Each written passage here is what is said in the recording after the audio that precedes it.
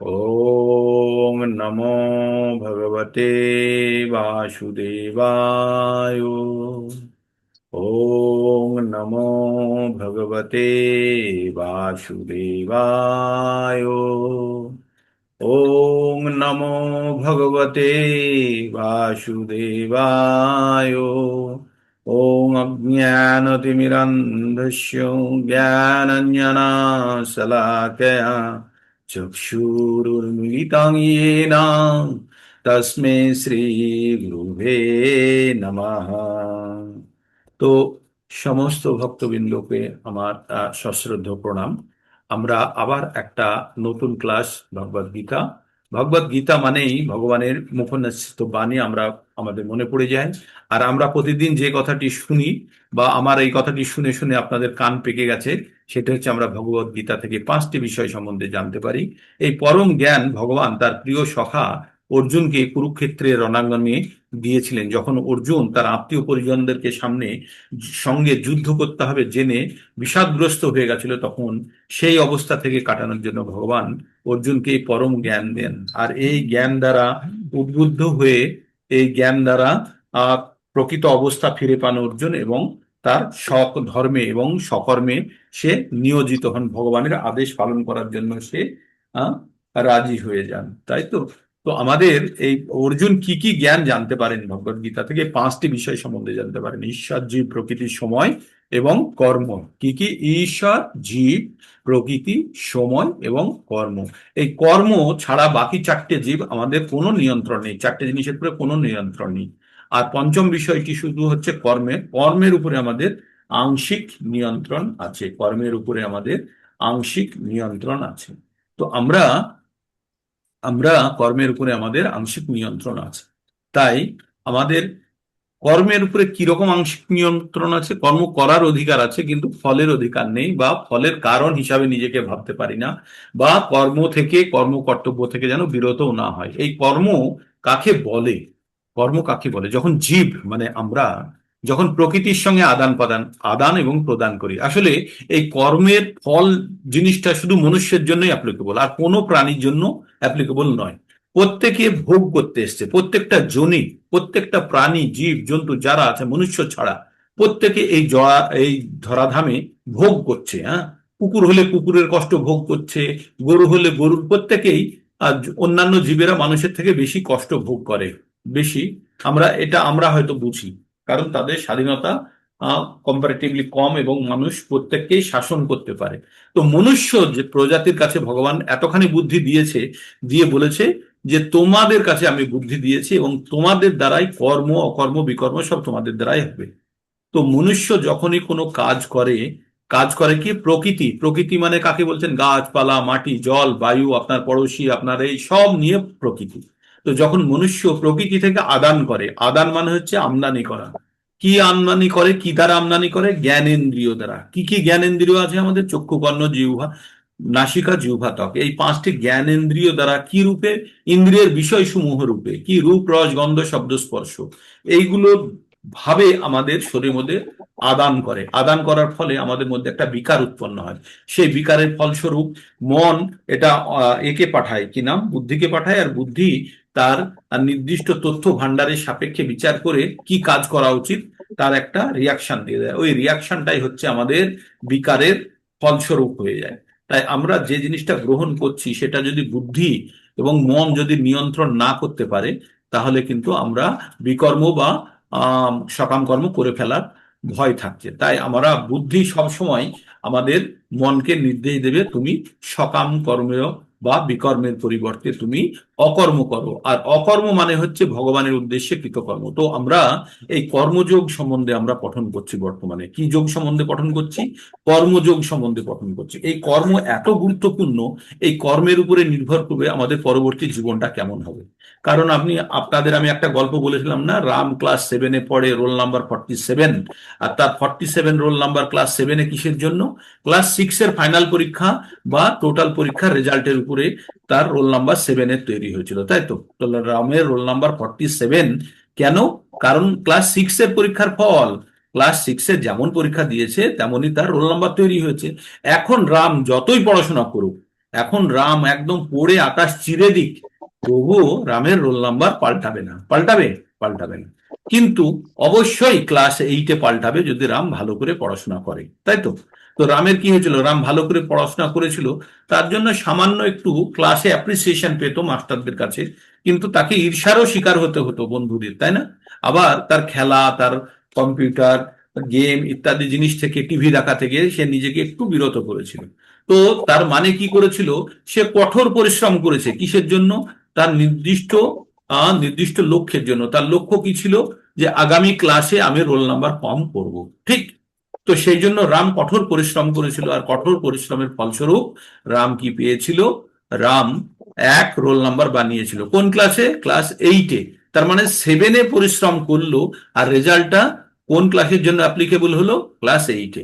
তার মানে 7-এর কর্মের ফল সে কখন গিয়ে পেল? ক্লাস 8-এ পেল। আর ক্লাস 6-এর কর্মের ফল কখন ভোগ করলো?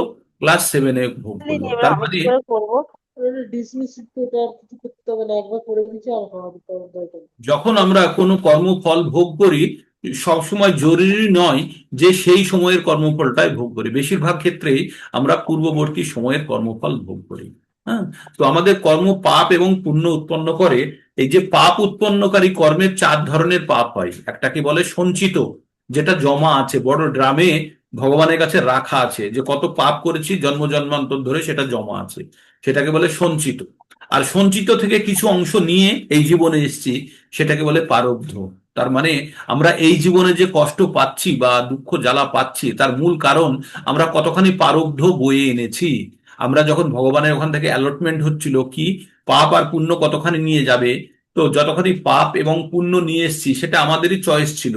যে না, আমার পাপ মানে হচ্ছে আমাদের ধার, তাহলে আমরা ভাবি যত তাড়াতাড়ি আমাদের ধার শোধ করব তত তাড়াতাড়ি আমরা ঋণ মুক্ত হবো, তাই না?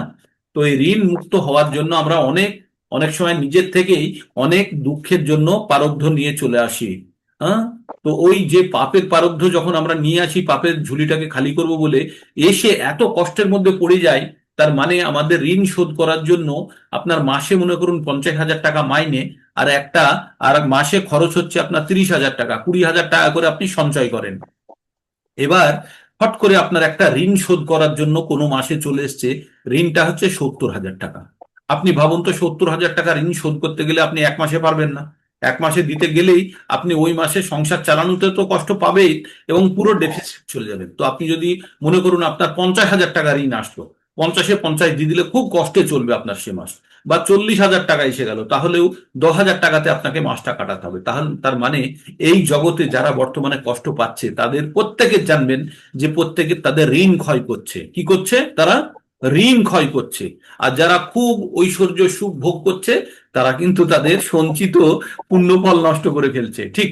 তো এই ঋণ আর পুণ্যফল আমরা যেটা নিয়ে আসি, কখনো কখনো কারো দুঃখও থাকে আবার সুখ মিশ্রিত থাকে, তার মানে দুটোই নিয়ে এসছে। তো সেটা আবার চয়েস যে আমি কখন কোনটা খরচা করব। কেউ দুটো একসঙ্গে খরচা করে, আবার কেউ বা ভাত খাওয়ার পরে পায়েসটা খায়, আবার কেউ ভাত খেতে খেতে একটু একটু করে পায়েস খায়, তাই না? তো তার মানে আপনি সুখটা কখন ভোগ করবেন আর দুঃখটা কখন ভোগ করবেন, ওটি আপনি চয়েস করে এসছেন। তো তার মানে এই জীবনে এখন যারা কষ্ট পাচ্ছেন তারা জানবেন সব আপনারা প্রারব্ধ বয়ে নিয়ে এসছেন আপনাদের সঞ্চিত পাপকে ক্ষয় করার জন্য। তো আমাদের পাপ 4 প্রকারের হয়, কি কি বললাম? একটা হচ্ছে সঞ্চিত, যেটা অলরেডি জমা আছে। আর সঞ্চিত থেকে কিছু অংশ নিয়ে এসেছি, সেটাকে বলা হয় প্রারব্ধ, যেটা বর্তমান জীবনে ভোগ করছি। আরো দুটো আছে, একটাকে বলা হয় কূট আর একটাকে বলা হয় বীজ, যেটা এই জীবনে আমরা কিছু পাপ কর্ম করেছি যার ফল মোটামুটি রেডি হয়ে উঠেছে, সেটাকে বলছে কূট। আর যেটা এখনো বীজ রূপে আছে, যেটার এখনো গাছই উৎপন্ন হয়নি, সেটা হচ্ছে বীজ। তার মানে আমাদের এই যে বীজ আর কূট, কূট একটু আধটু হয়তো আমাদেরকে এই জীবনেই কষ্ট দিয়ে দেবে, আর বীজ তো সামনে জীবনের জন্য পুরো চলে যাচ্ছে ভেবে নিন। তার মানে আমরা যদি ভাবি যে আমার তো ঠিকই চলে যাচ্ছে, আমি তো অন্যায় পাপ করেছি কিন্তু কই আমি তো কষ্ট পাচ্ছি না। বেশিরভাগ ক্ষেত্রেই আমরা রাজনৈতিক নেতাদের সম্বন্ধে বলি যে এত অন্যায় করেছে তবুও কেন ভুগছে না। অবশ্যই ভুগতে হবে, এখন না হলে পরবর্তী সামনে চায়ের দোকানে কুকুর। ঠিক আছে, হতেই হবে, কোনো রক্ষে নেই। চায়ের দোকানে কুকুরের গায়ে গরম জল ঢেলে দেবে, গায়ের ছাল উঠে যাবে, তেলে ভাজা কুকুরের মতো মনে হবে। আর দেখবেন যে শীতের সময় শুধু কাঁপছে, বৃষ্টি হলে কাঁপছে, আর সেই সেই সেই সেই করে তাড়াচ্ছে, তার গায়ে পোকা আর গন্ধ। আর তার কষ্টের সীমা নেই, তাই তো? তো এইভাবে আমাদের জীবন কিন্তু বারবার আবর্তিত হচ্ছে। কিন্তু ভগবান একটা সুযোগ দিয়েছে আমাদেরকে, এই মনুষ্য জীবন দিয়ে এই ভগবদ গীতা জ্ঞান প্রাপ্ত করার মাধ্যমে আমরা বুঝতে পারি যে এই জীবন থেকে, এই জন্ম জন্মান্তরের পাপ দুঃখ কষ্ট থেকে মুক্ত হওয়ার একটা রাস্তা বলে দিয়েছে। ভগবান বলেছে এই মানব জীবনেই সম্ভব এই যাবতীয় আমাদের কর্মফল, যে আমাদের সঞ্চিত যে বড় ড্রাম ভর্তি হয়ে আছে, যেখান থেকে 1 কেজি বা 2 কেজি আমরা পাপ নিয়ে এসেছি বা পাপের কর্মফল নিয়ে এসেছি, সব যত জমানো আছে ভগবান বলছে সব তোমার কূট বীজ সঞ্চিত প্রারব্ধ সব একবারে আমি শেষ করে দেবো।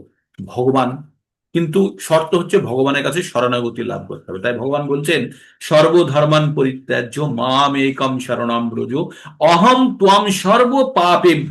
সর্বপাপ যতখানি কূট বীজ সঞ্চিত প্রারব্ধ যত ধরনের আমাদের পাপ আছে সব কিছু একবারে ডিলিট করে দেবে, একবারে শেষ করে দেবে। মোক্ষয়িষ্যামি মা শুচোহ, তুমি কোনো এ নিয়ে কোনো চিন্তা বা দুঃখ করো না। তো ভগবান আমাদেরকে এই যে ভগবান যে সমস্ত পাপ থেকে মুক্ত করে দেবে, কখন আমরা সমস্ত পাপ থেকে মুক্ত হব? যখন আমরা সমস্ত পাপ থেকে মুক্ত হব তখনই ভগবানের ভজনা করতে পারবো। তো আমরা যেটা প্রারব্ধ নিয়ে এসেছি সেটা আমাদের ভুগতেই হবে।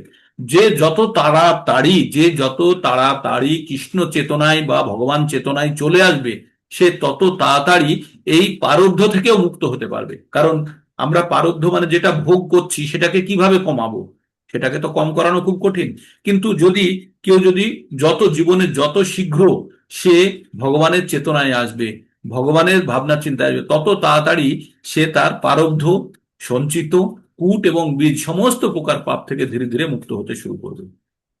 তো এটি অত্যন্ত গুরুত্বপূর্ণ। এই যে কর্মের ফল আমাদের প্রত্যেককে ভোগ করতেই হবে, কিন্তু এখানে একটা কিন্তু আছে। কিন্তু যদি কেউ ভগবান চেতনায় যদি উদ্বুদ্ধ হয়ে যায় বা কোনো কারণে কারো কৃপাতে যদি এই ভগবদ গীতার পরম পবিত্র জ্ঞান প্রাপ্ত করে এবং উপলব্ধি স্তরে যেতে পারে, তাহলে সে অবশ্যই সর্বপ্রকার পাপের আহ, কষ্ট থেকে সে মুক্ত হয়ে যাবে, কর্মফল থেকে মুক্ত হয়ে যাবে। একটা খুব সুন্দর জিনিস। এই জিনিসটা আমরা যত তাড়াতাড়ি আমরা বুঝতে পারবো, ততই আমরা আমাদের কর্তব্য হিসাবে আমরা কর্মকে আগে নিয়ে যেতে পারবো, তাই তো? তো এই কর্ম থেকে মুক্ত হওয়ার জন্য আমরা 3 নম্বর অধ্যায়টি পড়ছি। আপনারা খুব আনন্দের সঙ্গে নিশ্চয়ই আনন্দ ভোগ করছেন। আমরা প্রায় কত 15টা শ্লোক পর্যন্ত পড়ে ফেলেছি 3 নম্বরের। কতগুলো শ্লোক পড়েছি প্রভু? 18 পর্যন্ত। 18 পর্যন্ত। এই 18 পর্যন্ত শ্লোকগুলির মাধ্যমে আমরা এখনো পর্যন্ত কি পড়েছি একদম আমি র্যাপিড ফায়ারে যাব। আপনারা আশা করি কয়েকবার কত পর্যন্ত হয়েছে? 19 प्रभु जी ना, ना, ना। 16 करना था 16 16, ओके फाइन। 16 से शुरू करेंगे आज का। तो आप लोगों को अच्छा 16 থেকে শুরু করব, কিন্তু আমাদের জানতে হবে আমরা এখনো পর্যন্ত কি পড়েছি।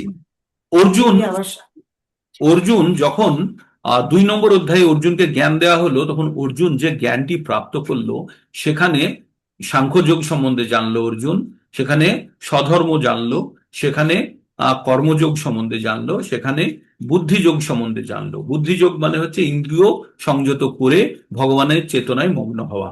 অর্জুনের এটা খুব ভালো লেগেছে, কারণ এটা করলে তো যুদ্ধ করতে হবে না।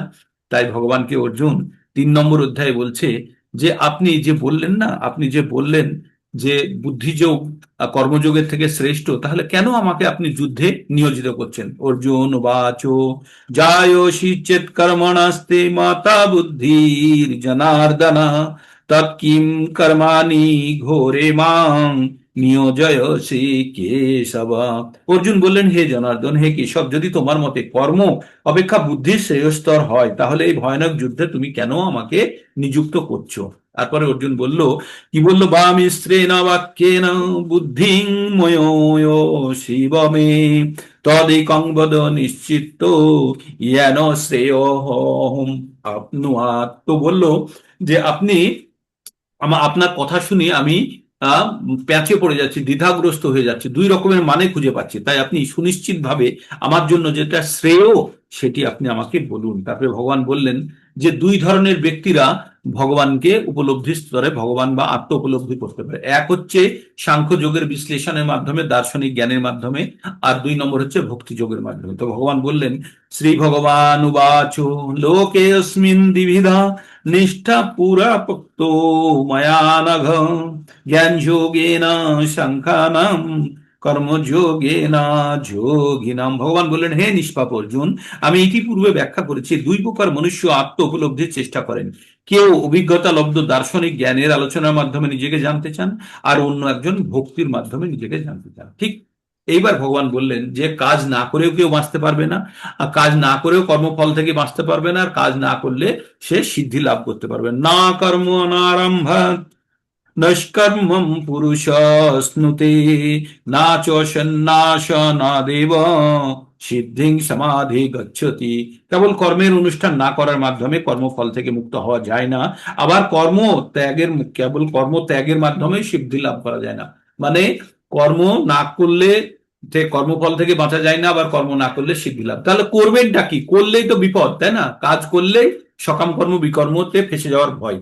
তাই কি বলছে এখানে, না হি কশ্চিৎ ক্ষণমাপি জাতু তিষ্ঠত কর্মকিত কার্যতে অবশ কর্ম সর্ব প্রকৃতির জয় গুণে।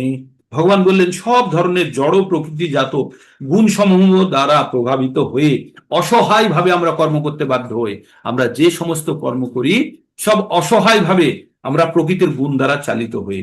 তাই তাই এবার কি ধরনের 2 ধরনের কর্ম হচ্ছে। এবার কিভাবে কর্ম হচ্ছে? কেউ কেউ কি করছে, কর্মেন্দ্রিয়কে সংযত করে মনের দ্বারা মনে মনে ভোগ করার ইচ্ছা প্রকট করছে। আর কেউ কেউ কি করছে, কর্মেন্দ্রিয়কে ঠিকভাবে ইউজ করছে মনকে সংযত করে। তো প্রথমে আমরা পড়বো কর্মেন্দ্রিয়কে সংযত করে কিভাবে করছে। কর্মেন্দ্রিয়ানি সংযম যো আস্তে মনসা স্মরণ, ইন্দ্রিয়ার্থান বিমূঢ়াত্মা মিথ্যাচার স উচ্যতে।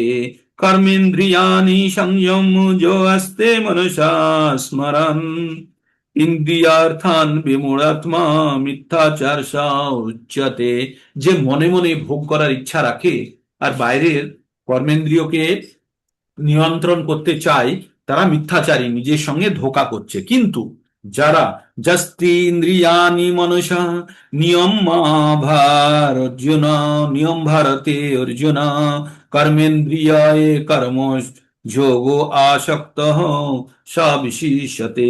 বললেন, হে অর্জুন, যিনি মনের দ্বারা ইন্দ্রিয়গুলিকে সংযত করে অনাসক্ত ভাবে শাস্ত্রবিধিত কর্ম কৃষ্ণ ভাবনায় কর্মযোগের অনুষ্ঠান করেন, তিনি অনেক গুণে শ্রেষ্ঠ।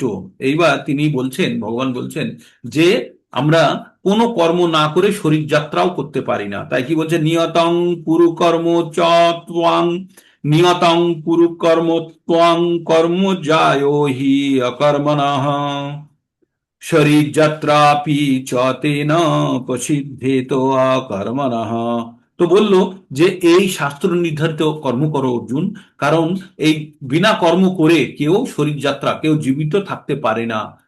বিনা কর্ম করে কেউ জীবিত থাকতে পারে না। তাহলে কর্ম তোমাকে যদি করতে হয়, তাহলে তুমি শাস্ত্র বিধিত কর্ম করো। যদি বেঁচে থাকতে চাও শাস্ত্র বিধিত কর্ম করো। এবার শাস্ত্র বিধিত কর্মটা কি? যজ্ঞার্থাৎ। যজ্ঞকে, যজ্ঞ ভগবানের নাম, তো যজ্ঞের জন্য যে কাজ করা তাকে বলে যজ্ঞার্থাৎ। যজ্ঞার্থাৎ কর্ম অন্যত্র লোকে হয়ং কর্ম বন্ধন, তদর্থং কর্ম কন্তেয় মুক্ত সঙ্গ সমাচার। বললেন যে যজ্ঞের জন্য কর্ম না করে অন্যের জন্য যদি কর্ম করি, তাহলে সেই কর্মটি কর্মের বন্ধন স্বরূপ। আর কর্মের বন্ধন মানে কি? হয় সকর্ম, না হলে বিকর্ম, পাপ বা পুণ্য উৎপন্নকারী কর্ম। তাই বলছে এখানে যজ্ঞের জন্য কর্ম করলেই একমাত্র মুক্তি, না হলে বাকি কর্ম করলেই কর্মের বন্ধনে ফেসে যাবে। তাই অর্জুন, তুমি যজ্ঞ অর্থাৎ কর্ম করো। কার জন্য? ভগবানের উদ্দেশ্যে। তাই বললো বিষ্ণুর প্রীতিবিধান করার মাধ্যমেই কেবল কর্ম করা উচিত, তা না হলে কর্ম এই জড় জগতের বন্ধনের কারণ হয়। হে কুন্তীও, তাই তার সন্তুষ্টি বিধানের জন্য কেবল তুমি তোমার কর্ম কর্তব্যের অনুষ্ঠান করো, এইভাবেই তুমি সর্বদা বন্ধন থেকে মুক্ত হতে পারবে। আমরা 9 নম্বরের যখন আমরা শ্লোকাগুলো মুখস্থ করেছিলাম, তখন একটা জায়গায় আমরা পড়েছিলাম, যখন আমরা ভগবানকে কোনো জিনিস অর্পণ করি, শ্লোকটা এরকম ছিল, যৎ করোষি যজস্মাসি যজ্জোহসি দদাসি যৎ, যৎ তপস্যেষি যৎ তপস্যিস শশী কন্তেয় তৎকুরুষু মদার্পণম যৎ করোষি যজোষি যৎ করোষি যৎ অশ্মসি যজোষি দদাসি যৎ যৎ তপস্যসি কন্তেয় তৎকুরুষু মদার্পণম। ভগবান বলেছেন তুমি যা খাও, যা করো, যা করো, যা খাও, যা তুমি যজ্ঞ করো, যা তপস্যা করো, সব আমাকে অর্পণ করো। তাহলে কি হবে? শুভ অশুভ ফলের এবং মুখ্য সে কর্ম বন্ধনে সন্ন্যাস যোগ যুক্তাত্মা বিমুক্ত মামু পশ্যসি। তাই বললেন ভগবান যে তুমি এই শুভ অশুভ ফলের থেকে যে এই যে কাজ করলে সেটা শুভ অশুভ ফল আসতে পারে, সমস্ত প্রকার ফল থেকে তুমি মুক্ত হয়ে আমার কাছে চলে আসতে পারবে যদি তুমি আমার জন্য কর্ম করো। যৎ করোষি যৎ অশ্মাসি যজ্জোহসি দদাসি যৎ, তুমি যা করো, তুমি যা খাও, যা তুমি যজ্ঞ করো, হোম করো, যজ্ঞ করো, আর যা তুমি দান করো, সব আমাকে আমাকে দিয়ে করো, আমাকে উদ্দেশ্য করে করো। তাহলে তুমি কিন্তু সমস্ত প্রকার তোমার কর্মের ফল থেকে মুক্ত হবে। তাই এখানেও তাই ভগবান কি বললেন? যজ্ঞার্থাৎ কর্ম অন্যথ লোক হয়ং কর্ম বন্ধন তদর্থং কর্ম কন্তেও মুক্ত সঙ্গ সমাচার। তাই ভগবান বিষ্ণু যদি বিধান করায়, ভগবানের জন্য যদি কোনো কর্ম করা হয়, তাহলে সেই কর্মের কোনো বন্ধন হয় না, তাই বন্ধন থেকে মুক্ত হতে পারবেন। তারপরে ভগবান একটু অন্য ডাইরেকশনে নিয়ে যাচ্ছেন। সহযোগ্যা প্রজাশিষ্ট সহযোগ্যা প্রজাশিষ্ট পুরোবাচ প্রজাপতি আনেন পশু বিশ্বধমেশ বোধস্তি বোধশিস্তষ্ট কামধু। সহযোগ্যা পূজা সৃष्ट्वा পুরাবাচ প্রজাপতি অনেন প্রশো বিশ্বধম্মেশ বহ বহশীতষ্ট কামধু। সৃষ্টির প্রারম্ভে সৃষ্টিকর্তা যজ্ঞাদি সহ সকল প্রজা সৃষ্টি করে বলেছিলেন এই যজ্ঞের দ্বারা তোমরা উত্তরোত্তর সমৃদ্ধ হও, কারণ এই যজ্ঞ তোমাদের অভীষ্ট লক্ষ্য পূরণ করবে। এবার আমরা যজ্ঞ করতে যাচ্ছি। কি যজ্ঞ? বিভিন্ন যুগে বিভিন্ন যজ্ঞের কথা বলা হয়েছে। সত্য যুগে কি ছিল? ধ্যান ছিল। ত্রেতা যুগে কি ছিল? ত্রেতা যুগে অশ্বমেধ যজ্ঞ ছিল। আর কলিযুগে কি ছিল? এই দাপরে কি ছিল? পূজা অর্চনা বিগ্রহের সেবা করা ছিল। আর কলিযুগে হচ্ছে কি? সংকীর্তন যজ্ঞ। তার জন্য আমরা ওই কৃষ্ণ বর্ণ তৃষা অকৃষ্ণ সাঙ্গ পাঙ্গ অস্ত্র পরিষদম যজ্ঞেই সংকীর্তন প্রায়ে যজন্তি হি সুমেধস। 11 নম্বর ক্যান্টের 5 নম্বর অধ্যায়ের 32 নম্বর শ্লোকটি আমরা পড়েছিলাম, যেটি ভাগবতম থেকে উল্লেখ করা হয়েছে। চৈতন্য মহাপ্রভুর আবির্ভাব এবং তার উদ্দেশ্য এবং কারা এই সংকীর্তন যজ্ঞে যোগদান করতে পারবে তাদের সম্বন্ধে এখানে ব্যাখ্যা করা হয়েছে। তারপরে ভগবান কি বলছেন? বলছেন যে দেব দেবতাদেরকে যজ্ঞের দ্বারা সন্তুষ্ট করার ফলে তারা তারা কি করে?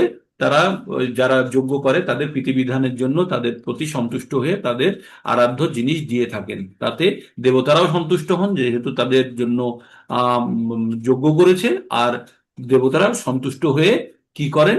তাদেরকে প্রদান করেন। কাদেরকে? যারা যজ্ঞ করলো। তাই বলছেন দেবান ভাবয়তানেন তে দেবা ভাবয়ন্তু বহ পরস্পরম ভাবয়ন্ত শ্রেয় শ্রেয় পরম বাপসত।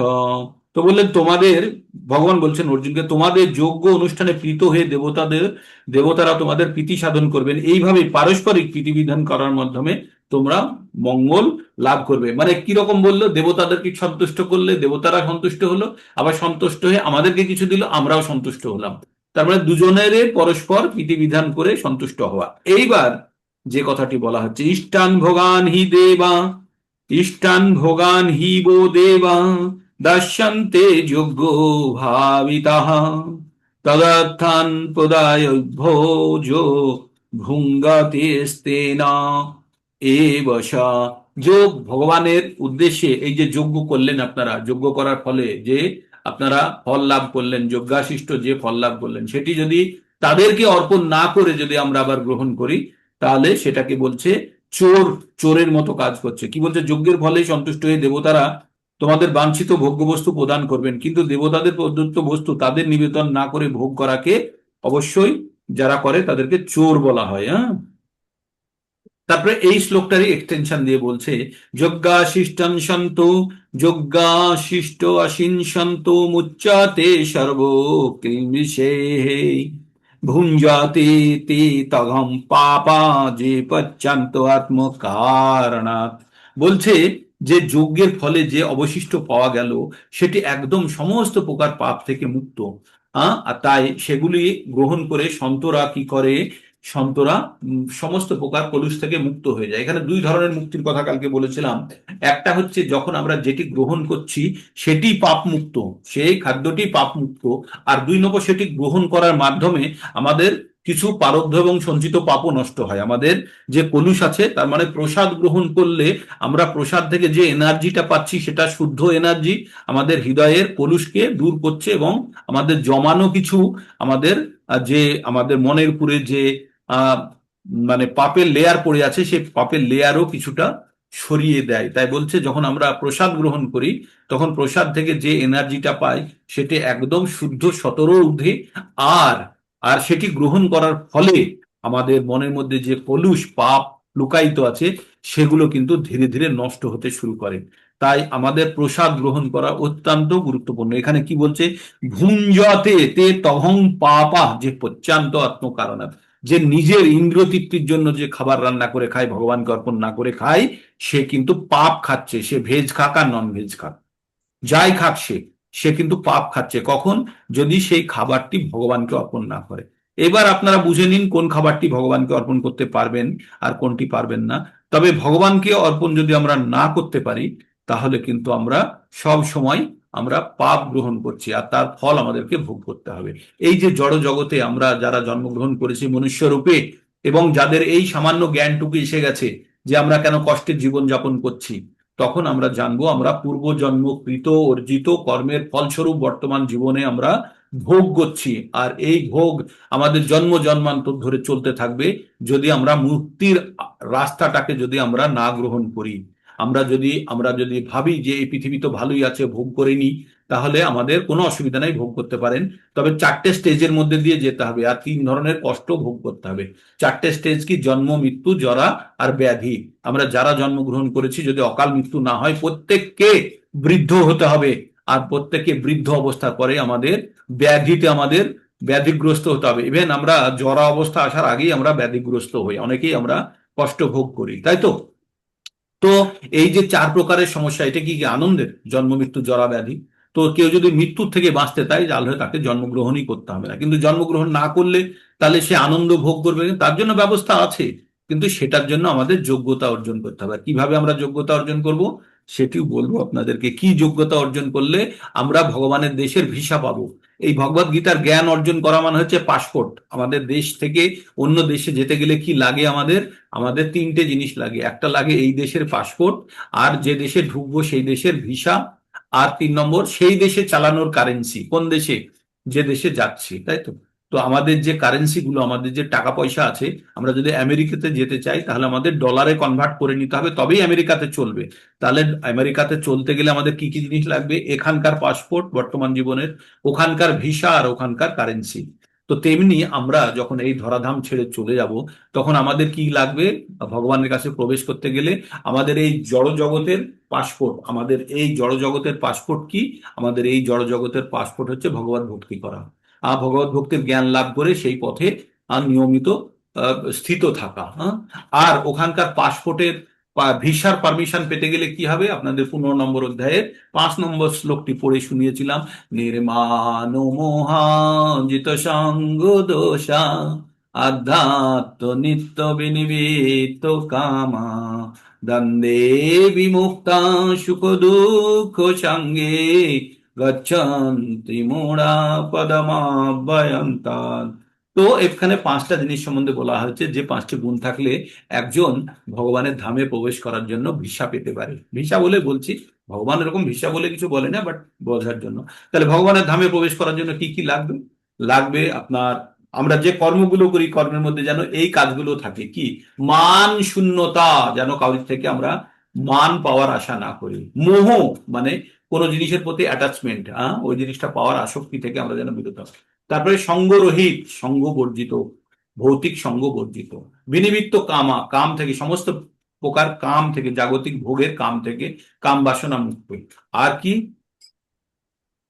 আর কি, দ্বন্দ্বে, আর আর আর একটা কি আর বললাম, বিনিবৃত্ত কামা, তার আগে হচ্ছে আধ্যাত্ম নিত্য। আধ্যাত্ম মানে সবসময় আধ্যাত্ম চেতনায় আমাদের যুক্ত থাকবে, আধ্যাত্ম চেতনায় আমাদের সবসময় যুক্ত থাকতে হবে। আর শেষে দ্বন্দ্বে বিমুক্তা সুখ দুঃখ সঙ্গে, আর সুখ আর দুঃখ থেকে আমাদের এই দ্বন্দ্ব থেকে মুক্ত হতে হবে। তাহলে পাঁচটা জিনিস: মান, আর মান পাওয়া, আর মোহ থেকে মোহ শূন্য, সঙ্গ রহিত, 3 নম্বর আধ্যাত্ম চেতনায় নিত্য যুক্ত থাকা, আর 4 নম্বর হচ্ছে কামনা বাসনা পরিত্যাগ, আর 5 নম্বর হচ্ছে সুখ দুঃখের দ্বন্দ্ব থেকে মুক্ত। এই 5টি জিনিস যখন কেউ অর্জন করে নিতে পারবে, সে ভগবানের ধামে প্রবেশ করার জন্য সে যোগ্যতা অর্জন করবে। এবার ওখানে তো পৌঁছে গেলেন আমেরিকায়, খরচা কি করবেন? খরচা করার জন্য আমাদেরকে টাকাকে কনভার্ট করতে হবে। কোন টাকাকে? আমাদের যে বর্তমান সঞ্চয়। তো টাকাকে কিভাবে কনভার্ট করব? সেই জন্য আমাদের করতে হবে যে কর্মফল ভগবানের উদ্দেশ্যে অর্পণ করতে হবে। যখন আমরা কর্মফল ভগবানের উদ্দেশ্যে অর্পণ করব, তখন আমরা, আপনি জানবেন, টাকাকে আপনি ডলারে কনভার্ট করছেন। বা আমরা আমাদের যে ভগবানের ধামে চলার জন্য ওখানে কোনো সঞ্চয় লাগে না, পাসপোর্ট পেয়ে পৌঁছে গেলেই বাস হয়ে গেল, সেখানে আর কোনো খরচা নেই। একবার মানে আমাদের স্পেসে চলে গেলে যেমন রকেটে আর কোনো রকমের খরচা লাগে না, নিজের গতিতে আপনি চলতে থাকে, তেমনি ভগবানের ধামে পৌঁছে গেলে আর কোনো কিছু লাগে না। কিন্তু সেখানে গিয়ে আমরা করবোটা কি? সেখানে গিয়ে ভগবানের সেবা করব। আর সেই সেবার অনুশীলন আমরা এখানে করি জপের মাধ্যমে। তাই নিরন্তর জপ করার মাধ্যমে আমরা ডলার সংগ্রহ করছি ভগবত ধামে খরচা করার জন্য, ঠিক?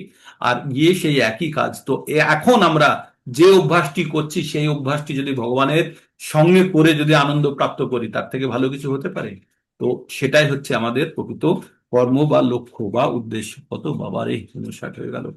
তো আমরা তারপরে আমরা কি বলবো এবার? যখন আমরা যজ্ঞ করি, যজ্ঞ থেকে সিকোয়েন্সটা কিভাবে চলে? যজ্ঞ, যজ্ঞ কোথা থেকে পেলাম? আমি 15 আর 16কে একসঙ্গে করে বলে, 14 আর 15কে একসঙ্গে করে বলছি। আগে 15, যে এই যে ব্রহ্ম, এই যে কর্ম কিভাবে উৎপন্ন হয় সেটির আমাদের ব্যাখ্যাটা শুনুন। প্রথমে হচ্ছে ভগবান জ্ঞান দিল ব্রহ্মার হৃদয়ে। কে? ভগবান জ্ঞান দিলেন ব্রহ্মার হৃদয়ে। ব্রহ্মা সেই জ্ঞান তার 4টে মুখ দিয়ে বলতে থাকলেন। दादाजी हरे कृष्णा। आप ये आपको ये बना दिया तो नहीं हो रहा है? आपको पूरा होस्ट बना दिया?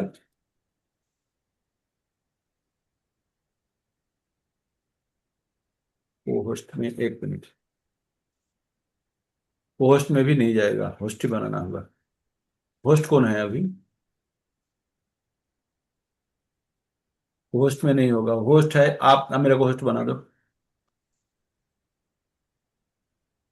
हम्म, हम्म,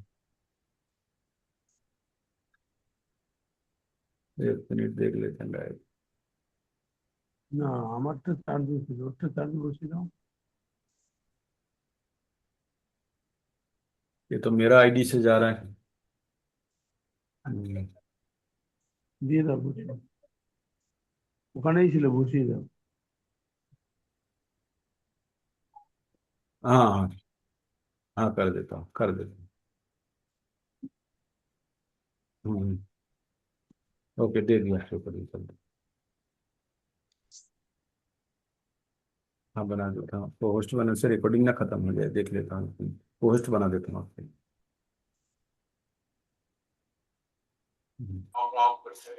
हरे कृष्ण हरे कृष्ण कृष्ण कृष्ण हरे हरे हरे राम राम राम हरे हरे हरे कृष्ण कृष्ण कृष्ण हरे हरे राम राम हरे हरे हरे कृष्ण कृष्ण हाँ, हरे रिकॉर्डिंग चल रही है, राम रिकॉर्डिंग। राम हरे हरे हरे कृष्ण হরে কৃষ্ণ, সরি বিস্মে আমি ব্রেক হয়ে গেছিলাম। তো আপনারা ধৈর্য রেখেছেন, অনেক ধন্যবাদ। তো আমরা আমরা 4টে জিনিস বুঝেছিলাম যে আমাদের কর্ম কোথায় থেকে আমাদের উৎপন্ন হচ্ছে। আমাদের কর্ম উৎপন্ন হচ্ছে, ভগবান কি করলো? ব্রহ্মার হৃদয়ে জ্ঞান দিল। ব্রহ্মা তার 4 মুখ দিয়ে বলল, সেই জ্ঞান আমাদের, সেই জ্ঞান, বৈদিক জ্ঞান আমরা প্রাপ্ত করে আমরা কর্মকাণ্ড সম্বন্ধেও শিখলাম, কর্ম। এবারে সেই কর্মের মাধ্যমে আমরা যা কিছু করলাম, কর্মের জ্ঞানটা পেলাম। সেই কর্ম থেকে যজ্ঞ, যজ্ঞ থেকে বৃষ্টি, এখন বৃষ্টি হচ্ছে কলকাতায়, সেই যজ্ঞ থেকে বৃষ্টি, বৃষ্টি থেকে অন্ন, অন্ন ধারণ করে মানুষ জীবন ধারণ করছে। তার মানে ভগবানের কথা থেকে অন্ন পর্যন্ত এই জার্নিটা মাথায় রাখবেন। ভগবানের কথা ব্রহ্মার হৃদয়ে জ্ঞান, ব্রহ্মার থেকে কর্মের কথা শুনলে, কর্মের কথা থেকে কর্ম থেকে যজ্ঞ, যজ্ঞ থেকে বৃষ্টি, বৃষ্টি থেকে অন্ন, আর অন্ন খেয়ে মানুষ জীবন ধারণ করছে। এটা হচ্ছে সিকোয়েন্স। ওকে, তারপরে আমরা 16 নম্বরে চলে যাচ্ছি। এবং প্রবর্তিতং চক্রং নানুবর্তি জহ এবং প্রবর্তিতং চক্রং না অনুবর্তীয় অতিহ না অনুবর্তহি তিহ য অঘায়ু ইন্দ্রিয়া রাম মোঘং পার্থ স জীবিতা। এই ওই আগের শ্লোকটারই আবার পুনরায় বলছে। আগে একটা আমরা শ্লোক পড়লাম না 12-13-তে, তাই বলছে যে ব্যক্তি মনুষ্য জীবনে বেদের দ্বারা প্রতিষ্ঠিত যোগ্য অনুষ্ঠানের পন্থা অনুসরণ করে না, ইন্দ্রিয় লিপ্ত সেই ব্যক্তিরা পাপী বৃথা জীবন ধারণ করে। এই মনুষ্য জীবন পেয়ে আমরা যদি আমাদের জীবনের প্রকৃত উদ্দেশ্য আমরা যদি না জানতে পারি, আমরা বেদে যে যজ্ঞের কথা বলা আছে সেই যজ্ঞের অনুষ্ঠানের যদি পন্থা যদি অনুসরণ না করি, আমরা যদি নিজের ইচ্ছা মতো আরে বেদের কি প্রয়োজন, বেদ ফেদ সব মানি না, তারা কারা? তারা সব দুষ্কৃতীয়, তারা সব দুষ্কৃতিনো, তারা ভগবান যখন পুনরায় আসবে তখন তাদেরকে সব আগেই সাল্টে দেবে, উদ্ধার করে দেবে তাদেরকে। তো ভগবান কি বলেছে? নামাং দুষ্কৃতিনো মূঢ়া, যারা দুষ্কৃত হয় তারা ভগবানের কাছে যায় না। তো সেই দুষ্কৃতদেরকে কি করবে ভগবান? বলছে আগেই তাদেরকে তাদের জন্য ব্যবস্থা করে দেবে। তাই বলছে যারা এই মনুষ্য জীবনে বেদের দ্বারা প্রতিষ্ঠিত যোগ্য অনুষ্ঠানের পন্থা অনুসরণ করে না, ইন্দ্রিয় সুখে লিপ্ত সেই পাপী ব্যক্তিরা বৃথা জীবন ধারণ করছে। মানে মানুষ জীবন পেয়ে তারা শুধু শুধু নষ্ট করলো। কিভাবে নষ্ট করলো? একটা পাইলটের লাইসেন্স পেতে অনেক কষ্ট করতে হয়, তাই না? একটা কমার্শিয়াল পাইলট লাইসেন্স পেতে অনেক কষ্ট পেতে হয়, অনেক টাকা খরচা করতে হয়, অনেক পরিশ্রম। তারপরে সেই লাইসেন্সটা পাওয়ার পরে কেউ যদি এসে টোটো চালায়, অটো চালায় ওই লাইসেন্সটা নিয়ে, তাহলে সে অনর্থক এত কষ্ট করে পাওয়া জিনিসটা সে এই সামান্যভাবে নষ্ট করলো। আপনাদের কোটি টাকার লটারির টিকিটের কথা বলেছিলাম, 10 টাকা দিয়ে ডেয়ার লটারির টিকিট কিনে আপনার কোটি টাকা উঠে গেছে। সেই কোটি টাকার পরিবর্তে আপনি যদি দোকানদারের সঙ্গে যার থেকে কিনেছিলেন সে আপনাকে বললো আপনার কোটি টাকা উঠেছে, কিন্তু একটু কষ্ট করতে হবে, ডিএম অফিসে যেতে হবে, একটা এফিডেভিট করতে হবে, করে এটি যখন জমা দেবেন তখন আপনি এই কোটি টাকাটা পেয়ে যাবেন না। তো বলছে এত ঝামেলায় আমি যেতে চাই না ভাই, সহজ কিছু রাস্তা আছে। তখন ওই যে দোকানদারের সঙ্গে টিকিটটা নিয়েছিলেন সে দোকানদার বলল আমি তোমাকে 1000 টাকা দিতে পারি। তখন যে 7 টাকায় বা 10 টাকায় টিকিটটা কিনেছিল সে ভাবছে আরে 10 টাকার টিকিটে আমি 1000 টাকা পেয়ে যাচ্ছি, নিয়ে নি। সে জানলো না যে ওই টিকিটের পিছনে আরো কত বড় জিনিস পাওয়ার জায়গা ছিল, তাই না? সে কি করলো? ওই 10 টাকার টিকিটের পরিবর্তে 1000 টাকায় সেটেল করলো। আর সেই দোকানদার যে টিকিটটা পেয়েছিল সে চেষ্টা করে সে কোটি টাকা বানিয়ে নিল। মানে এটা কথার জন্য আপনাদের বললাম। তেমনই আমরা আমাদের জীবনের আমরা আমরা জেনে গেছি, আমাদের লটারি টিকিট লেগে গেছে, হাজার হাজার মানুষের লটারি টিকিট তো সবাই লাগে না। তাই আপনারা যারা ভক্তি প্রকৃত রূপে যারা ভক্তি করছে তাদের সংখ্যা কত জানেন? তাদের রেশিও কত জানেন? শুনলে অবাক হয়ে যাবেন। 10 লাখে একজন প্রকৃত ভক্তি যারা করছে, আর যারা ভক্তি করার চেষ্টা করছে তারা হাজারে একজন। যারা ভক্তি করার চেষ্টা করছে তারা হাজারে একজন, মানে 1000 লোকের মধ্যে থেকে আপনি বাছাই করে ভক্তি করছেন। আর যারা প্রকৃত শুদ্ধ ভক্তি শুরু করে দিয়েছে তারা কতজন? তারা 10 লাখে একজন। মানে 1000 জন শুদ্ধ ভক্তি যারা ভক্তি করছে তাদের মধ্যে থেকে একজন শুদ্ধ ভক্তি করবে। তার মানে 10 লাখের মধ্যে একজন। তো আমরা লটারির যখন টিকিট কাটি কতজনের মধ্যে কতজন টিকিট পাই? লটারি টিকিট বলে না সীমিত, হয়তো 1 লাখ টিকিটের মধ্যে খেলা হচ্ছে, তো 1 লাখ লোকের মধ্যে কেউ একজন পাবে, তাই না? তো তেমনি এখানে আপনারা 10 লাখের মধ্যে একজন, যদি আপনি প্রকৃত রূপে সত্যি ভগবত ভক্তি করছেন। আর যদি না করতে পারেন তাহলেও আপনি হাজারের মধ্যে একজন। যদি আপনারা ভক্তি শুরু করেছেন ভাবছেন বা কিছুটা এখনো কাজ বাকি আছে, তো তার মানে আমরা সেটাই ধরে নেব, তার মানে আমরা ভাবতে পারি আপনারা 50,000-এর মধ্যে একজন বাছাই করা ব্যক্তিত্ব। তাই তো আমরা 7 নম্বর অধ্যায়ে গিয়ে পড়বো মনুষ্য নাম সহস্রেষু কশ্চিৎ যততি সিদ্ধয়ে যততি মাপি সিদ্ধ নাম কশ্চিন্মান ব্যক্তি তত্ত্বত। তার মানে ভক্তির পথে যারা চলে তারা অনেক লোকের মধ্যে থেকে বাছাই করা, অনেক লোকের মধ্যে থেকে তারা বাছাই করা। তাই আমাদের সবসময় মাথায় রাখতে হবে যে আমরা এই জীবনটাকে আমাদের প্রকৃত উদ্দেশ্যে ব্যবহার করতে হবে। তাই বেদের কথা অনুযায়ী যজ্ঞের অনুষ্ঠানের পদ্ধতির মাধ্যমে আমরা যদি আমাদের জীবনের মানে পরম উদ্দেশ্যকে সাধিত না করাতে পারি তাহলে আমরা বৃথাই এই মনুষ্য জীবনকে নষ্ট করছি, সুযোগটাকে নষ্ট করছি। তারপরে এখানে কি বললো? জাস্তু আত্মরতি সাত আত্মতৃপ্ত চ মানব আত্মনি এব চ সন্তুষ্ট তস্য কার্যম না বিদ্যতে। এটা কালকেও পড়েছিলাম যে যারা সরি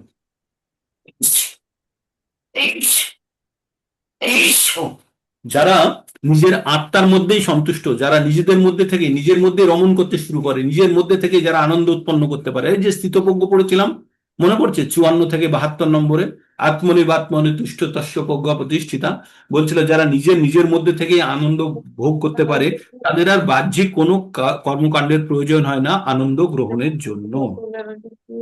তাই বলছে নৈব তস্য কৃত নাথং না কৃত নেহ না কৃতে নেহ কশ্চন না চাস্য সর্বভূতেষু কশ্চিদ কশ্চিদর্থ আশ্রয়ঃ নৈব তস্য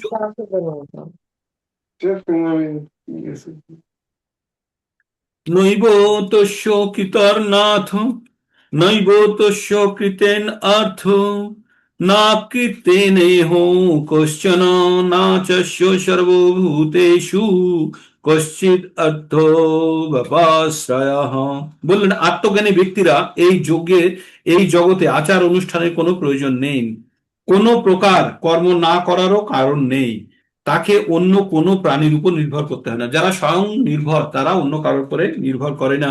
আর কি বললো, তাদের এই জগতের নিয়ম কানুন বেশি মানার প্রয়োজন নেই, আর তাদেরকে অন্য কারোর উপরে নির্ভর করতে হয় না। আবার এই প্রকার কর্ম না করারও কোনো কারণ নেই, মানে তারা করতেও পারে নাও করতে পারে। কারা? যারা আত্মজ্ঞানী পুরুষ।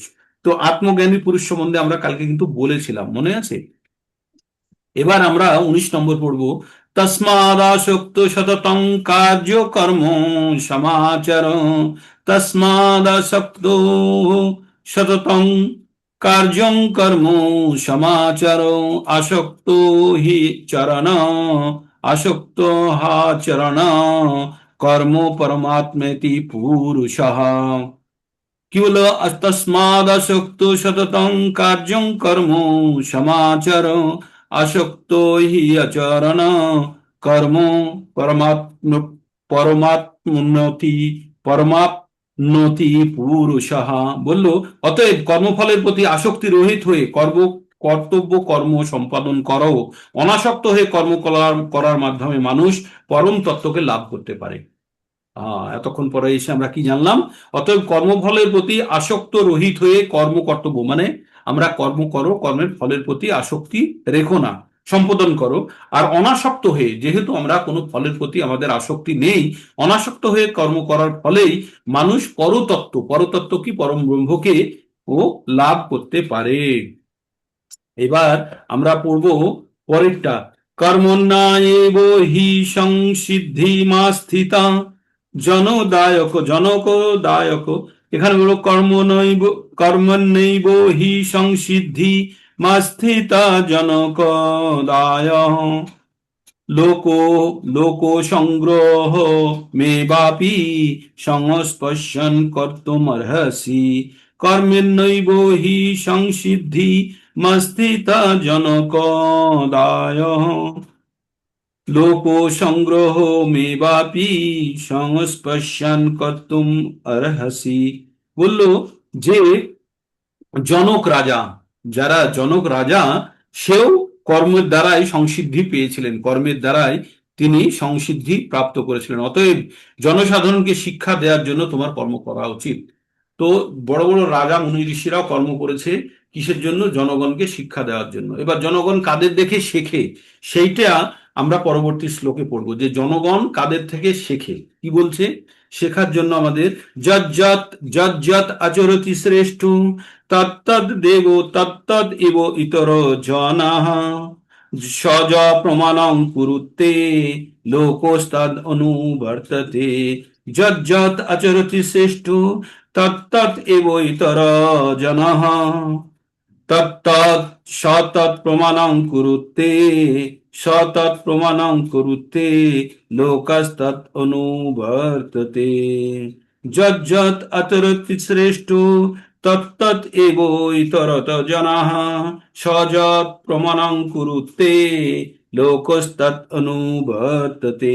তার মানে বলছে যৎ যৎ আচরতি শ্রেষ্ঠ, যারা শ্রেষ্ঠ ব্যক্তিত্ব তারা যে ধরনের আচরণ করে, হ্যাঁ, আর তিনি সেটিকে যেটা প্রমাণ স্বরূপ যেটি করে সাধারণ লোকেরা সেটিকে স্ট্যান্ডার্ড ধরে নিয়ে সেটাকে তারা অনুসরণ করে। তাই কি লিখছে এখানে অর্থ, যে শ্রেষ্ঠ ব্যক্তি যেভাবে আচরণ করেন সাধারণ মানুষেরা তাকে অনুসরণ করেন। তিনি যা প্রমাণ বলে স্বীকার করেন সমগ্র পৃথিবী তাই অনুগমন করেন। মনে পড়ছে সাবানের অ্যাডভার্টাইজমেন্ট হয়, আলাদা আলাদা হিরো হিরোইনকে দিয়ে অ্যাডভার্টাইজমেন্ট করানো হয়। আর যে কোনো জিনিসের অ্যাডভার্টাইজমেন্ট সেলিব্রিটিদেরকে করানো হয়, কারণ সেলিব্রিটিদেরকে আমরা সবাই অনুসরণ করি। তাই ওরা যখন কোনো কিছু করে দেখায় আমরা ভাবি ওটা বুঝে আমাদের করা উচিত। তাই এই ভগবদ গীতা থেকে এই আইডিয়া নিয়ে অ্যাডভার্টাইজমেন্টে সেলিব্রিটিদেরকে লাগানো হয়েছে। কি লাগানো হয়েছে, যারা শ্রেষ্ঠ ব্যক্তিত্ব তারা যে কাজগুলি করে সেগুলো সাধারণ মনুষ্য সেগুলোকে প্রমাণ স্বরূপ ভেবে সেগুলোকে অনুসরণ করে। তো আমরা মোটামুটি 21 নম্বর পর্যন্ত পড়ে থাকলাম।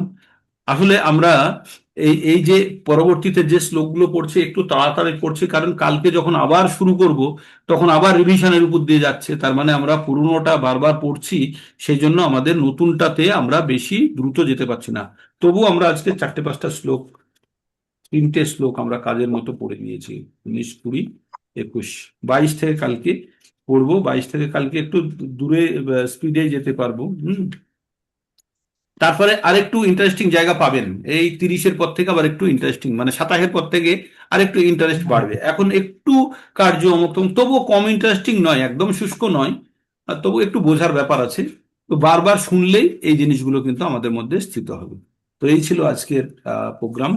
তো আপনাদের এবার যার যার বোঝা পড়ার কষ্ট জায়গাটা আছে, কোন জায়গাটা বোঝা গেল না বা কোন জায়গাটা বুঝে আপনাদের ভালো লাগলো সেই অনুভূতিও বলতে পারেন। বুঝতে না পারলে সেই জায়গাটা বলুন, আর যে জায়গাটা এখানে ভালো লাগলো আজকে সেই জায়গাটারও উল্লেখ করুন। দিলীপ প্রভু বলুন, কৃষ্ণ প্রভুজি। বলুন প্রভুজি। প্রভুজি আমি 18 শ্লোকটা একটুখানি আহ, উম, বুঝতে চাই, আমার তো ক্লিয়ার হয়নি। 18 নম্বর। 18, হ্যাঁ প্রভুজি। 18 নম্বর, 18 নম্বরটি হচ্ছে, আচ্ছা, যে আত্মজ্ঞানী ব্যক্তিরা এই জগতে অনুষ্ঠানের কোনো প্রয়োজন হয় না, এই প্রকার কর্ম না করারও কোনো কারণ নেই, তারা অন্য কোনো প্রাণীর উপরে নির্ভর করে না।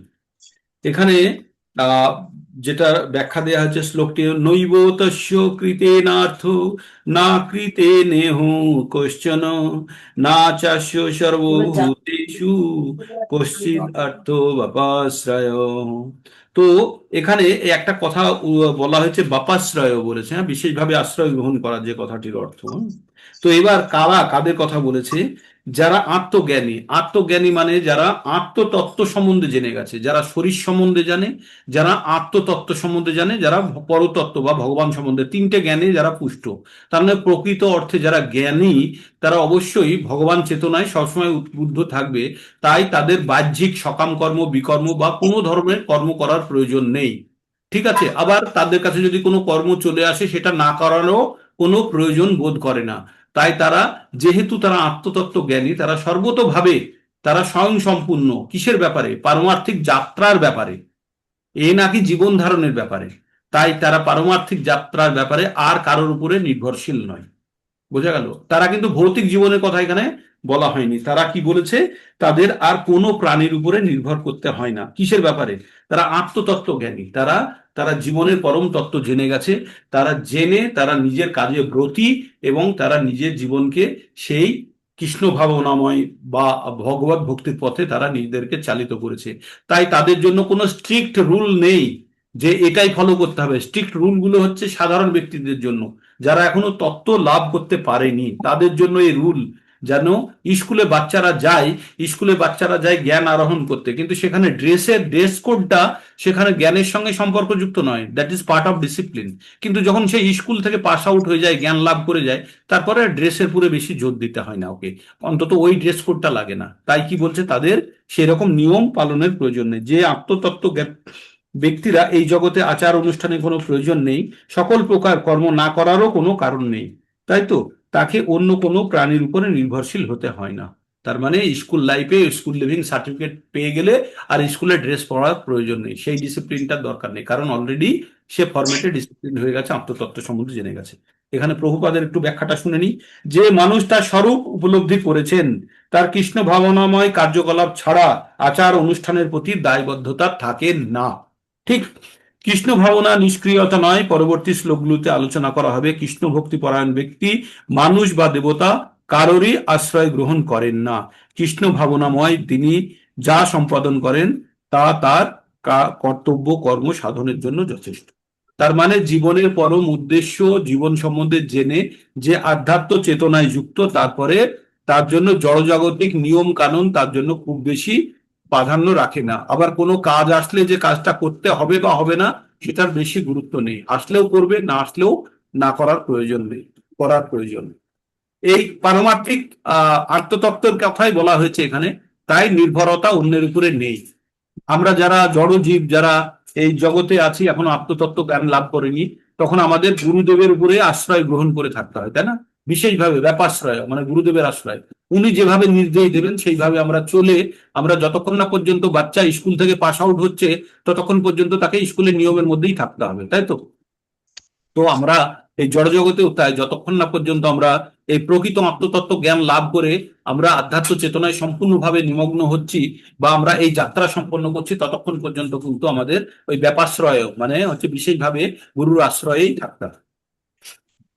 আশা করি বুঝেছেন মাতাজি। হ্যাঁ হ্যাঁ প্রভুজি, বুঝেছি। আমি অ্যাকচুয়ালি ওইটা ভৌতিক যে আসক্তি থাকে ওই জায়গাটা আমি একটু কনফিউজ হচ্ছিলাম। হ্যাঁ, এখানে পারমার্থিক যাত্রার কথা বলেছে। দিলীপ প্রভু কিছু বলছিলেন। প্রভু মিউট করতে পারছি না। হয়েছে তো, আনমিউট হয়েছে তো, বলুন। হয়েছে? হ্যাঁ হ্যাঁ। প্রভু, যে আপনারা এই বললেন যে আমি যদি ঋণ করে যাই সেই ঋণ শোধ দিতে আমাকে আবার আসতে হবে, হ্যাঁ কিন্তু যার থেকে ঋণ করছে তাকেও সে ঋণ নিতে আসতে হবে। হ্যাঁ হ্যাঁ, সে নিতে আসতে হবে, মানে ঋণ দেওয়া আর নেওয়া দুটোই আপনার কর্মের বন্ধন। যতগুলো মশা মারা হয়েছে ততবার আবার আসতে হবে। হ্যাঁ, তাহলে কি করতে হবে? তাহলে আমাদেরকে ইমিডিয়েটলি আমাদেরকে ক্যান্সেলেশনের জন্য ভগবানের কাছে অ্যাপ্লাই করতে হবে, তাই তো? যে ভগবান আমার যত পাপ আছে সব তুমি ক্যান্সেল করিয়ে দাও। তো ভগবান সেই জন্য কি বললো? সর্বধর্মান পরিত্যাজ্য মাম একম শরণম ব্রজ অহম ত্বাম সর্ব পাপেভ্যো মুক্ষ্যইষ্যামি মা শুচো হো। তাই ভগবানের কাছে সর্বতোভাবে যে সমর্পণ করতে পারবে, 12-6 এতু কর্মাণি সর্বাণি ময়ি সন্ন্যস্য মৎপরা অনন্য নৈব যোগেন মং ধ্যায়ন্ত উপাসতে তেষামহং সম উদ্ধার্তে মৃত্যু সংসার সাগরাৎ ভবামি না চিরাৎ পার্থ ময়্যাবেশিত চেতসাম। 12-7 নম্বরটা। কালকে কোথাও এই ব্যাপারে কথা হচ্ছিল, তখন আমার হঠাৎ করে সেখানে অন্যরা কথা বলছিল, তো সেখানে আমি ঢুকে পড়ি। ওই ঢুকে পড়ে বললাম তাহলে আপনি ঋণ করে গেলে আপনাকে যেমন শোধ দিতে হবে, যার কাছে ঋণ নিচ্ছে তাকেও আসতে হবে একদম। তখন সবাই হাসাহাসি করছে, না এটাই গীতাতে বলা আছে, আমরা নতুন জেনেছি গীতা পড়ে, এটাই হচ্ছে নিয়ম, এই নিয়মের বাইরে কেউ যেতে পারবে না। যে ঋণ দিচ্ছে সে সকাম কর্ম করছে, আর যে ঋণ নিচ্ছে সে বিকর্ম করছে। এবার দুটো কর্মই বন্ধনকারী। যে সকাম, আপনি যেখান থেকে মাটি খুঁড়েছেন সেখানে যতক্ষণ না পর্যন্ত মাটি ভর্তি দিচ্ছেন ততক্ষণ পর্যন্ত ওই জায়গাটা লেভেল হবে না, তাই না? আর ততখানি মাটি লাগবে যতখানি খুঁড়ে তুলেছেন। তো তেমনই আমি যতখানি ধার করেছি ততখানি ধার শোধ করতে হবে, না হলে আমরা কিন্তু বিকর্মের মধ্যে ফেসে থাকলাম। ওকে, হরে কৃষ্ণ। প্রভুজি। আজ হচ্ছে উল্টো রথ, হ্যাঁ, আগামীকাল একাদশী, আগামীকাল একাদশী। ইয়েস, দেবসায়নী একাদশী। দেবসায়নী মানে ভগবান এবার রেস্ট নিতে যাবে। হ্যাঁ, তো একাদশীতে যেভাবে আপনারা পালন করেন করবেন, হ্যাঁ। অন্নটা মানে অ্যাভয়েড করবার চেষ্টা করবেন, বাকি ফল মূল সাবুদানা সব চলবে। আচ্ছা, আর প্রভুজি এই রবিবারের জন্য কি বিষয় দিয়েছিলেন? ठीक है, कर देंगे। नहीं नहीं, कोई कर देंगे, दोबारा दे देंगे। ठीक ठीक है, वो कर देंगे। ठीक ठीक তো জগনেশ্বর প্রভুজি বলুন, কি বলতে চাইছিলেন? হ্যান্ড রেজ আছে আপনার, বলছিলাম হরে হরে কৃষ্ণ প্রভুজি, বলুন প্রভু। বলছিলাম এই হ্যাঁ, বলছিলাম এই যে জমা পাপ, খরচ পাপ, হ্যাঁ আর কুট পাপ আর বীজ পাপ, হ্যাঁ এই সম্বন্ধে যদি একটু দু চার লাইন একটু বললেন তো ভালো হতো। মানে এই জমা পাপটা তো বাড়া কমা হতে পারে, আর খরচ পাপটা তো বাড়া কমা হতে পারে, আর কৃতকর্ম কুট পাপ মানে বর্তমান যেটা করছি বর্তমানে এই দেখুন, কথাটা একটু। দুটো পাপ হচ্ছে, একটা হচ্ছে সঞ্চিত, মানে হচ্ছে ড্রামে রাখা আছে, হাঁড়িতে ভাত আছে একটা, ঠিক আছে।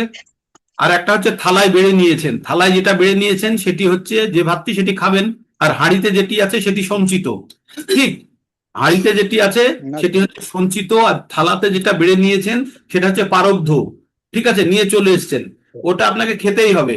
এইবার আপনি খেতে খেতে আপনি আবার কিছু চাইলেন, আপনি আর খেতে খেতে আরো ভাত চাইলেন, সে ভাত কোথায় থেকে দেবে কি হ্যাঁ দেবে তার কথা নয়, আপনি আরো চাইলেন, সেগুলো যে চেয়ে আপনাকে দিতে যাচ্ছে সেটা হচ্ছে, যে অংশটা দিতে যাচ্ছে সেটা হচ্ছে কুট, মানে রেডি একদম দেওয়া যাচ্ছে, মানে ফল দেবে। আর যেটা বীজ, মানে যাকে বলেছেন সে এখন ভাবনা চিন্তা করছে কোথায় থেকে দেবে, ঠিক আছে, বোঝা গেল। তার মানে চার বোঝা ধরনের, একটা হচ্ছে হাঁড়ির থেকে আপনি ভাত বেড়ে নিয়েছেন, থালাতে নিয়ে নিয়েছেন, হাঁড়িতে এখনো ভাত আছে কিন্তু আপনি থালাতে নিয়ে নিয়েছেন, থালাতে যেটা নিয়ে নিয়েছেন সেটা পারব্ধ, আমরা নিয়ে চলে এসেছি এই পৃথিবীতে, বর্তমান জীবনে আমরা ভোগ করছি। আর আমাদের এখনো সঞ্চিত মাল আছে সেখানে, আরো অনেক পাপ আছে সঞ্চিত। আর তার মধ্যে এইখানেই এই জীবন ধারণের সময় কিছু কিছু পাপ আবার উৎপন্ন হয়েছে, পাপ করে ফেলেছি, তার জন্য কিছু পাপ করার জন্য কিছু পাপ আবার রেডি হয়ে গেছে, মানে ফল দেওয়ার জন্য। গাছে আম ফলে গেছে, যখন তখন পেকে টুপ টুপ করে পড়বে, যখনই পড়বে তখন একটা করে মাথার উপরে ডান্ডা পড়বে আমাদের, ঠিক আছে। তো ওই রকম পাপ রেডি হচ্ছে, মানে ফল হয়ে গেছে। আর আর একটা হচ্ছে বীজ হয়ে আছে, এখনো গাছ হয়নি। তো ভগবান বলছে এই চার ধরনের পাপই আমি শেষ করে দেবো যদি তুমি আমার শরণাগতি নাও। আচ্ছা আচ্ছা আচ্ছা। এই ক্লাস মিস করার জন্য এই অবস্থাটা হয়েছে নিশ্চয়ই। আবার আলোচনা, আমি তো প্রথম শুনলাম কথাটা আজকে, আজ এতদিন ক্লাস করে ওই কথার পর এর আগে হয়েছে, এর রেকর্ড আগে শুনুন, প্রভুজির মিস রেকর্ড করেছি হয়তো। শুনুন, মিস হয়ে গেলে রেকর্ড শুনুন। আচ্ছা তো এই রবিবারের প্রভুজি, রবিবারের বিষয় আজ কি বার? আজকে শুক্রবার। শুক্রবার না? রোববারে কোন শ্লোকটা ছিল আপনাদের বলেছিলাম না, যে আপনার কর্মের না বাধিকার আসতে, 47, 247। কর্মণ্যেবাধিকার আস্তে মা ফলেষু কদাচন। ঠিক আছে, ওই শ্লোকটি থাকলো, ওই শ্লোকটি সম্বন্ধে রাইট আপটা আমি দিয়ে দেবো, কিভাবে আপনারা ওই শ্লোকটাকে ফলো করবেন, ঠিক আছে, আমি দিয়ে দেবো রাইট আপ। ওকে, রেকর্ডিং আমি বন্ধ করছি। কারো কিছু প্রশ্ন প্রশ্ন হয়ে গেছে নিশ্চয়ই, ক্যামেরা অন করতে পারেন অ্যাটেন্ডেন্সের জন্য। সংখ্যা একটু দুর্বল শ্রেণীর আছে, তবুও আপনারা অনেক চেষ্টা করছেন, অনেককে যুক্ত করানোর চেষ্টা করছেন। চন্দ্রনা হাজরা মাতাজি এই প্রোগ্রামের পরে যাদের যাদের যুক্ত করাতে চান, মনমোহন প্রভুকে সঙ্গে নিয়ে আমরা আরেকবার ট্রাই করে নেব, ঠিক আছে। আমি উনি পরশুদিন লেফট হয়ে গেছেন, মাতাজি যেটা বললেন না, ওই আচ্ছা ঠিক আছে, আবার যদি যুক্ত হতে চান তাহলে চেষ্টা করবেন।